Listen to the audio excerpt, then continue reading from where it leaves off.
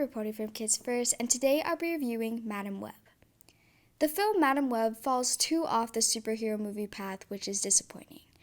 It includes enveloping action, suspense, and violence, but it lacks a connection between the main character and their powers. It isn't extraordinary, but it's a fun adventure. Along with the barely developed superhero figure, it also fails to relate to Spider-Man in any way, which extremely disappointed me. Madam Web follows Cassie, Dakota Johnson, a paramedic who is connected to 3 teenagers through the power of a valuable spider.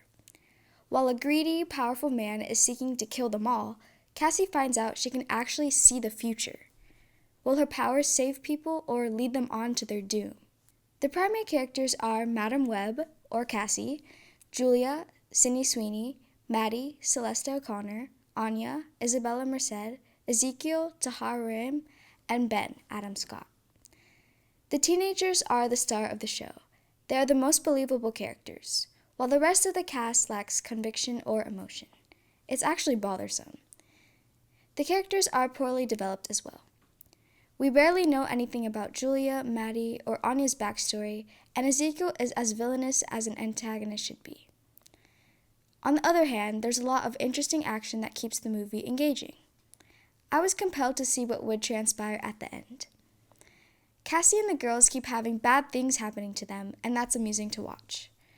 The suspense adds to the plot as well, because Ezekiel keeps hunting down their group, using a spy. My favorite part is when time stops underwater. It's really cool because the sound drops to a low pitch and everything seems to be in slow motion. The camera work is very unique in the film as well. Sometimes it's almost nauseating, so watch out for that. There's no relevance to Spider-Man as fans expected, except that Ben Parker is Peter's uncle, but that's not even mentioned at all. It's almost as if they weren't in the same fandom. Cassie deserves more of a superhero recognition since the film doesn't focus on her heroic abilities. I can understand that the producers were trying to experiment with a new type of superhero movie, as this film focuses on the main character's mental powers rather than her physical powers. I appreciate the experimentation with something new, but it doesn't really work out very well. It has potential, but the script falls short. This has the makings of an enjoyable film, but is missing huge key factors. The film's message is to protect the people you love. Cassie goes above and beyond to protect the teenage trio, and the girls, in turn, save Cassie's life.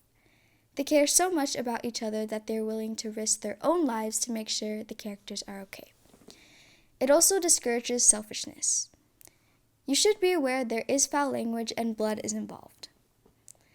I give Madam Web 3 out of 5 stars, and I recommend it for ages 12 to 18 plus adults.